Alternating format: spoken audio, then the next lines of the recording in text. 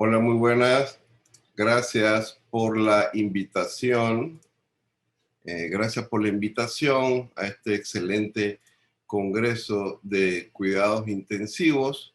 Vamos a hablar sobre la disbiosis que ocurre en el paciente crítico, recordando de que toda la microbiota que hay en el cuerpo humano, el 90% está presente a nivel del tubo digestivo.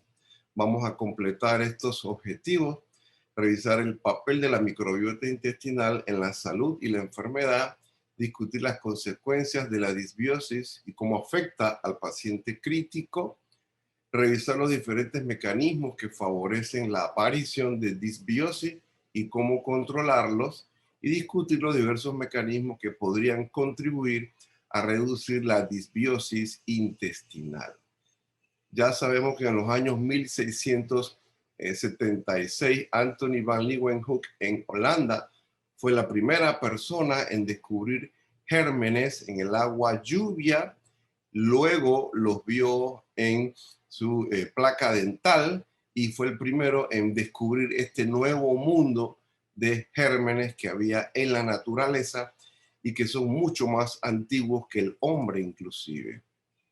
Eli Menikov en Rusia, pues habla de que la microbiota intestinal desempeña un papel muy importante tanto en la salud como en la enfermedad de los seres humanos, y decía que a través del consumo de probióticos se podría contribuir mucho a la salud de las personas. Miren, el primer germen que se descubre en 1846, la Malassezia furfur, que es la causante de la pitiriasis versicolor, y así podemos ver en diferentes años los diferentes autores que han ido descubriendo progresivamente diferentes gérmenes o bacterias que producen una gran cantidad de patologías infecciosas. Específicamente los vemos aquí, una lista de patógenos muy pequeña, es mucho más grande, y las enfermedades que pueden producir en el cuerpo de una persona. Lo cierto es que normalmente hay un equilibrio entre el huésped, que es el ser humano, y la bacteria, y ese equilibrio se llama eubiosis. Pero cuando ese equilibrio se rompe y cae la diversidad de bacterias, hablamos de disbiosis. Y por esta disbiosis, dependiendo del lugar donde ocurra, así podemos ver diferentes tipos de enfermedades que se han descubierto relacionadas con la disbiosis que ocurre en estos sitios, principalmente a nivel del tubo digestivo. Pasteur en Francia hablaba también de que la vida animal no sería posible sin la microbiota autóctona, sin la microbiota comensal que tenemos en la gran parte del cuerpo. Se ha demostrado claramente que es necesario para la vida. Y nuevamente, el rol de la microbiota que tiene en diferentes sitios, podemos ver papeles muy importantes desde la función inmunológica, función nutricional, función de vitaminas y aminoácidos, y por supuesto está claro que también puede influir en la función y comportamiento del sistema nervioso central. Aquí hay una muestra de la cavidad nasal de 28 sujetos voluntarios que se les encontró todo este tipo de gérmenes, diferentes tipos de gérmenes, actinobacterias, bacteroidetes, firmicutes, proteobacterias, y en cada uno de los 28 sujetos, y entre más intenso el color, pues mayor porcentaje o mayor presencia de estas bacterias en la cavidad nasal de sujetos sanos. Igualmente en la placa dental se puede ver en 10 pacientes, puede verse como la más frecuente son los firmicutes en celeste, luego están los actinobacterias, y en tercer lugar en verde están las proteobacterias, normalmente en la placa dental. Lo cierto es que el bebé, cuando nace, ya se dice que trae algún tipo de bacterias desde la vida intrauterina. Miren que al nacer, entonces, las bacterias nos llegan de la propia madre, de la leche materna, de la saliva, de la ropa, de otros individuos, del aire, del ambiente y de algunos instrumentos que tocan al paciente. Entonces hay una simbiosis normal entre estas bacterias y el huésped. Eso se llama holobionte. Todo es normal. Pero cuando esto se altera y puede haber mutualismo, donde ambos se benefician, comensalismo, donde uno se beneficia pero no perjudica al otro, y parasitismo, donde sí se perjudica al otro, entonces hablamos de un patobionte. Entonces, de lo normal que es holobionte, pasamos a patobionte en el paciente o en la persona. Y tenemos una gran situación de ubicación de gérmenes en la cavidad oral, en la uretra, en el sistema reproductor femenino, por supuesto también el masculino, en la piel, en el tubo digestivo, en algunos tejidos internos se ha demostrado, pero la mayoría de la cavidad interna son estériles, usualmente estériles, tracto respiratorio inferior y por supuesto tracto respiratorio superior también hay una gran cantidad de gérmenes. Hay mecanismos que ayudan a reducir la cantidad de bacterias patógenas que pudiera haber, como es el parpadeo a nivel de la conjuntiva, en la cavidad oral, la lengua, la saliva, la deglución, el cilio a nivel del tracto respiratorio superior, intestino grueso, las contracciones musculares, la faringe igualmente las contracciones, la saliva, en el estómago igual contracciones musculares, ácido clorhídrico, intestino, fluidos intestinales, contracciones musculares y en la uretra pues el flujo urinario. Son factores naturales que ayudan a reducir que se amplíe la cantidad de bacterias patógenas. Entonces, también tenemos el famoso homúnculo del microbioma, donde la menor cantidad de bacterias están principalmente en lo que es estómago, duodeno, en la uretra y altamente concentrados principalmente en el colon, en la cavidad oral, vagina, son sumamente poblados y el peso puede representar hasta 1 a 2 kilos en el paciente. Miren la superficie de extensión, pulmones, tracto gastrointestinal y piel, y básicamente más del 90% del microbioma está ubicado en el tracto gastrointestinal. En un tránsito de estómago al íleon podemos ver cómo va aumentando la concentración de bacterias. Acá está muy disminuido por el pH ácido del tubo digestivo, por el quimo y por la peristalsis rápida, pero a medida que se acerca al ciego, aumenta la concentración de bacterias, las cuales aumentan enormemente en colon derecho, como pueden ver, una gran variedad de gérmenes en el colon derecho, transverso y colon izquierdo principalmente. Esto es a nivel de duodeno. La imagen A se refiere a la mucosa y la imagen B se refiere prácticamente a lo que es el lumen del duodeno. Ustedes ven la variedad de bacterias que se han encontrado y que se mantienen normalmente a ese nivel. Y también esto se ha estudiado en la persona después que fallece, después que muere, a los 4 minutos se ha descrito un cambio en las comunidades bacterianas y pueden ver aquí en este grupo cómo los proteobacterias disminuyen, luego suben, los firmicutes suben y bajan más o menos a los 10 días después de la muerte y acá el comportamiento un poco diferente. Lo cierto es que el 90% de las bacterias que están en el lumen intestinal, 90% de la microbiota, pues hay una gran cantidad de factores que nos protegen para evitar esta translocación bacteriana y mantener las células de la mucosa intestinal lo más resistentes posible. Aquí ustedes ven, por ejemplo, el complejo proteico formado por ocludinas, claudinas, caderina. Igualmente tenemos aquí lo que es la uniones estrechas, donde permite cierta comunicación de una célula a otra. Y también tenemos las uniones adherentes, donde participa todo el citoesqueleto de la célula y también vinculina, caderina y los filamentos de actinas para mantener unido muy estrecho ese espacio, ¿verdad? Entonces, este microambiente está formado por microbioma, por el sistema inmunológico y por el epitelio intestinal. Hay una secuenciación y metabolómica de última generación que se ha impulsado el estudio de este microbioma intestinal y proporciona una identificación bastante detallada de los microbios y los metabolitos que allí se producen. Juega un papel fundamental en múltiples funciones.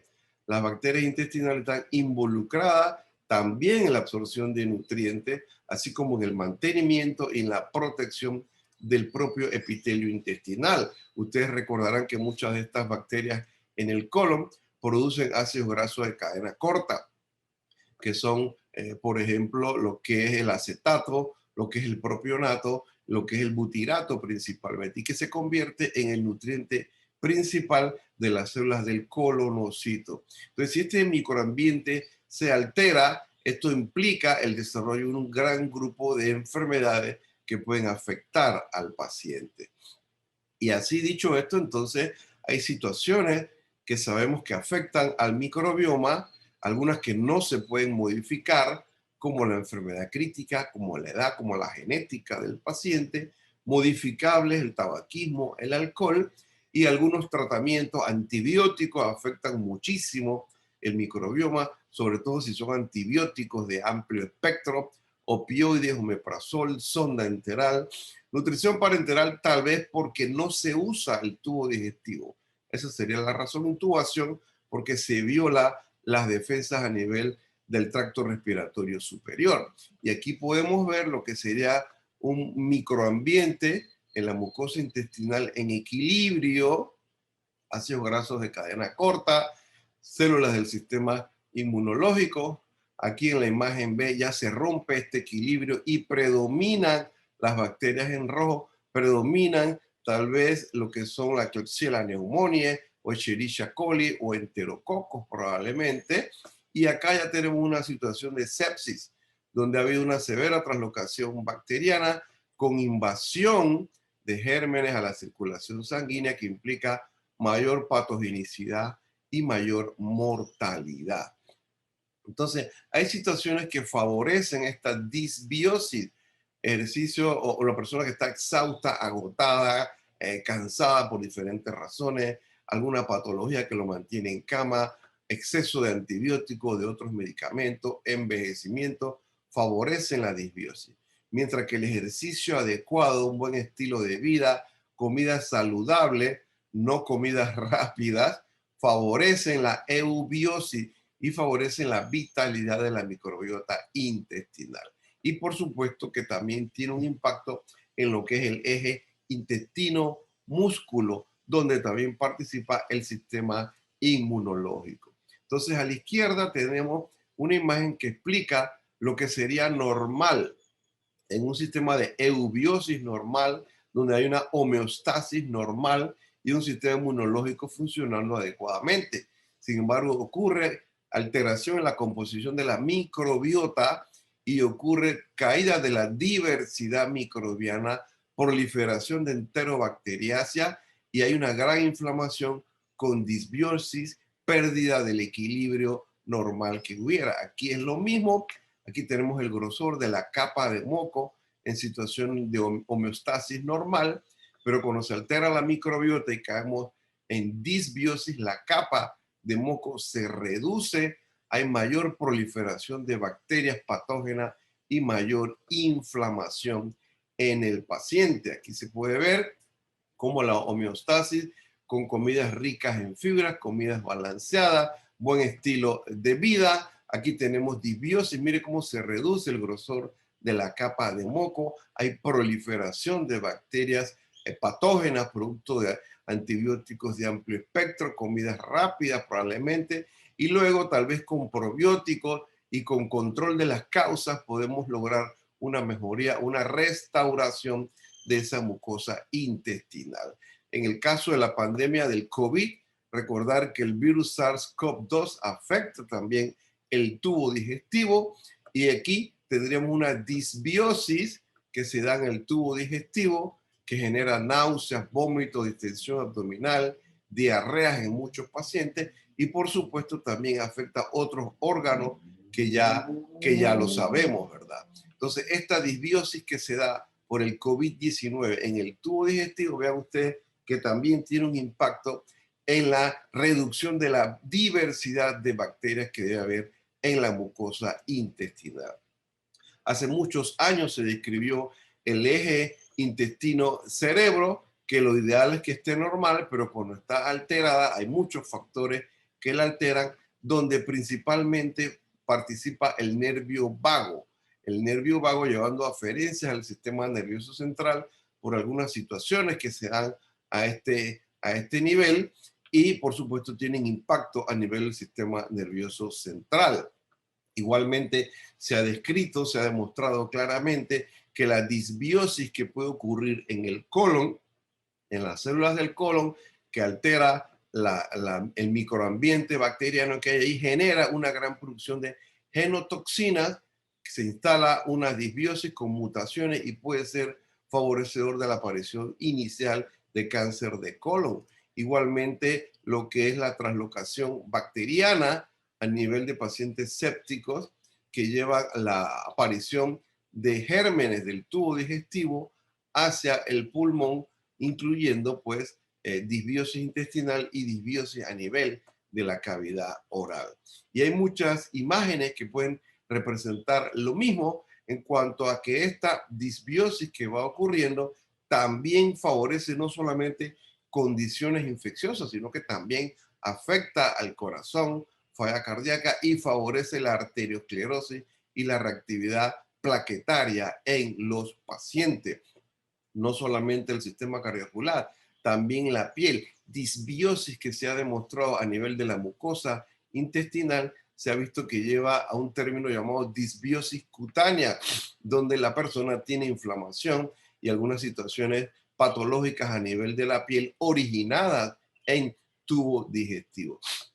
Entonces, hay muchos análisis que se han hecho en el paciente crítico, cómo cambia la distribución de gérmenes normales, entre comillas, en el tubo digestivo y cómo afecta el pronóstico o la evolución de estos pacientes. Este es un estudio en niños, 27 niños graves, críticos y 41 niños sanos. Y podemos ver el patrón de gérmenes. El azul son los sanos, azul sano, y rojo son los niños críticos. Y ven ustedes que el patrón es muy diferente. Acá una medición de los metabolitos en orina, hacia arriba los niños críticos, hacia abajo los niños sanos, muy diferente. Igualmente el patrón de metabolitos en la excreción fecal, hacia arriba en los pacientes críticos y hacia abajo en el grupo control, muy diferente. Igualmente la distribución, la excreción de ácidos biliares en heces, se puede ver que el grupo control es muy diferente al grupo de niños críticos. O sea que hay una gran alteración, una gran reducción de la biodiversidad de estos pacientes, de estas bacterias en los pacientes. 128 pacientes en Osaka, Japón, entre 2003 y 2008. Vean ustedes, 90 pacientes sobrevivieron, 38 pacientes no sobrevivieron. La diferencia de edad estadísticamente significativa, la bacteremia mucho mayor en el grupo de pacientes que no sobrevivió, la necesidad de mayores antibióticos y mayores días en antibióticos también en el grupo que no sobrevivió. Y cuando se ven los límites, esta tabla habla del límite inferior y acá el límite superior, ven grandes diferencias en el límite inferior. Por ejemplo, en cuanto a ácidos orgánicos totales, fue muy superior en los sobrevivientes, igualmente acetato e igualmente propionato, también ácido isovalérico. Pero cuando ves el límite máximo, entonces era muy superior el acetato en los sobrevivientes, también el ácido succínico menor en los sobrevivientes y el lactato mucho mayor en el grupo de pacientes que no sobrevivió. Entonces ellos encuentran que viendo a nivel de la existencia de propionato, sí, la concentración era menor de 9.7 micromoles por gramo, la mortalidad era 40%, pero cuando ibas a acetato, podemos ver que valores por debajo de 2.5 la mortalidad era un 87%. Del otro lado, vemos en cuanto a lactato, aquellos pacientes que tenían niveles mayores de 11.3 micromoles por gramo, la mortalidad era 56.8% versus 18% del grupo que tenía menos de 11.3. Y si se mide ácido fórmico, la mortalidad fue 91%, aquellos que tenían valores mayores de 7.1 y los que tenían menos de 7.1, vean ustedes que la mortalidad era de un 40%. Otro estudio hecho en Nueva York, donde se le hacía hisopados rectales a todos los pacientes que ingresaban a cuidados intensivos. Y se demuestra que muchas de las bacterias que ellos encontraron en ese hisopado posteriormente podrían producir enfermedad.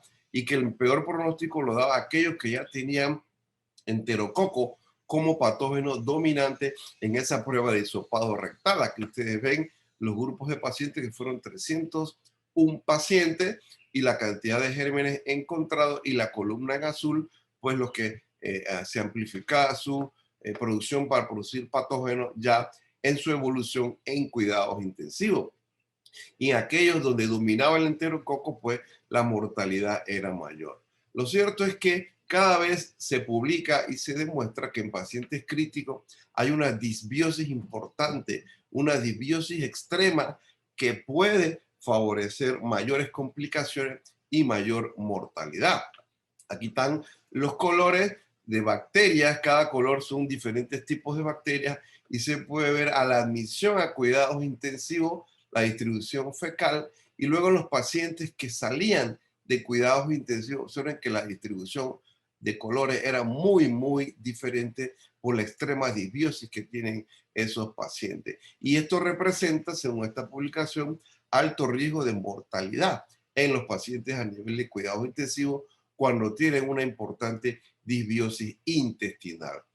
Otro estudio hecho en China, prospectivo, observacional, 98 pacientes, 84 sujetos sanos de la misma edad y sexo era el grupo control. Entonces se demuestra un aumento de enterobacterias y enterobacteriasas intestinales durante la primera semana, lo cual se asoció con aumento de riesgo de mortalidad de casi un 92% a 180 días. Y aquí se puede ver el aumento en la progresión de estos tipos de gérmenes que ellos encontraron. Lo cierto es que esta disrupción del microbioma intestinal, principalmente a nivel del colon, lleva a diferentes alteraciones inmunológicas y de producción de ácidos biliares, ácidos grasos de cadena corta, que favorecen el desarrollo de sepsis y peor resultado clínico con aparición de fallas orgánicas, delirio, distrés respiratorio, falla hepática, falla renal y toda una serie de alteraciones producto de esta disbiosis. Entonces hay una serie de aspectos que se han recomendado para tratar de controlar esta disbiosis, como es el uso de prebióticos más dirigidos, probióticos, simbióticos, ácidos grasos de cadena corta, suplementos vitamínicos, fibra dietética, trasplante microbiano fecal y descontaminación del tracto digestivo. Aquí veo algunas publicaciones, la mayoría son hechas en China con trasplante microbiota fecal. La mayoría tuvo buenos resultados clínicos, a excepción de la última, que era básicamente con bacterias multidrogo resistentes. Entonces, estos pacientes tienen numerosos cambios en la enfermedad crítica que comprometen el epitelio intestinal. Hay regulación positiva del epitelio intestinal, apoptosis celular, disminución de la proliferación de células en la cripta con migración celular más lenta desde la propia cripta, aumento de la permeabilidad intestinal y alteración de la capa de moco. Entonces aquí vemos lo que sería un sujeto sano y a la derecha en la pantalla un paciente crítico. Observen que las bacterias en negro son las bacterias más patógenas que proliferan, se pierde la diversidad de bacterias, hay más translocación bacteriana y más complicaciones en los pacientes. Otro estudio en Osaka, Japón, controlado, randomizado, prospectivo, se inició probióticos y prebióticos cada día. El grupo de estudio fueron 35 pacientes con simbióticos El grupo control no se les dio simbióticos. El objetivo era evaluar si había enteritis, neumonía asociada a ventilador, bacteremia, a las 4 semanas de admisión. El objetivo secundario era mortalidad, diversidad de bacterias fecales y los ácidos excretados a las 4 semanas. Aquí pueden ver la columna de los que no recibieron simbiótico, aquí los que sí recibieron simbiótico, y pueden ver complicaciones infecciosas fueron mucho menor en el grupo de tratamiento, enteritis mucho menor en el grupo de tratamiento, neumonía asociada a ventilador mucho menor en el grupo de tratamiento, y se dio mortalidad, que era un objetivo secundario, 10.8% versus 8.6%, aunque no fue estadísticamente significativa, ¿verdad? Igualmente, los días de hospitalización en cuidados intensivos fueron menor en el grupo de estudio, aunque no fue estadísticamente significativo. Y acá se puede ver en la conclusión en cuanto a la aparición de enteritis, fue mucho mayor en el grupo control. Igualmente acá, la aparición de neumonía asociada al ventilador fue mucho mayor en el grupo control que no recibió simbióticos. Y otro producto que se está hablando cada vez más es de los postbióticos. Los postbióticos es un preparado de microorganismos inanimados y o con sus componentes que confieren un beneficio para la salud del huésped. Miren ustedes, en cuanto a las publicaciones para el 2020, la cantidad de artículos que mencionaban el postbiótico superaba lo que mencionaban muchos otros productos relacionados a probióticos. Nuevamente, con respecto al eje intestino-cerebro, podemos ver aquí numerado en 1 la modulación que se da a nivel de la microbiota intestinal, la mejoría en cuanto a la función de barrera intestinal con el funcionamiento normal, la modulación de esta respuesta inmunológica que tiene que ver con metabolitos, con vitaminas, y la interacción con sistemas de señales a nivel del sistema nervioso central, utilizando el nervio vago principalmente. Estudios diferentes en Italia, Francia, Alemania, China, con la utilización de postbióticos en adultos, mostraron interesantes resultados a favor del paciente crítico. Esta es otra publicación del año pasado, donde habla de cómo pues, podemos interactuar a nivel de la microbiota intestinal y de la patogénesis que se genera para lograr mejores resultados a través de descontaminación del tubo digestivo, del uso de probióticos y tal vez del uso de trasplante microbiota fecal. Miren ustedes el impacto que puede tener la utilización de edulcorantes o endulzantes artificiales, emulsificantes artificiales, colorantes de alimentos, preservantes de alimentos y otros aditivos que usualmente se le dan a los alimentos o que agregamos a los alimentos, y miren cómo cambian los diferentes tipos de bacterias y la interacción que genera a nivel de la mucosa intestinal. Pero interesantemente es ver que la gran mayoría reduce la diversidad bacteriana, y esta reducción en la diversidad bacteriana es lo que favorece el desarrollo de disbiosis. Son estudios en progreso muchísimo que nos van a dar respuestas más adelante. Terminamos entonces diciendo que toda la microbiota del cuerpo tiene un papel fundamental en la salud y enfermedad, y en especial la microbiota intestinal. Que la pérdida del equilibrio de la microbiota lleva a disbiosis, afecta seriamente al paciente crítico por reducción de la diversidad bacteriana, que existen diferentes mecanismos que favorecen la aparición de disbiosis, también alguna forma de controlarlo, y actualmente hay muchos estudios en progreso para evaluar el impacto de la microbiota y la disbiosis en el paciente crítico, sobre todo futuras acciones terapéuticas. Los invitamos desde Panamá a nuestro congreso en abril, el Panama International Critical Care Congress, que será del 19 al 20 de abril. Son 6 precongresos y congreso del 21 al 23 de abril. Aquí en nuestra página web tiene mucha más información. Muchas gracias por la invitación, por el convite. Gracias.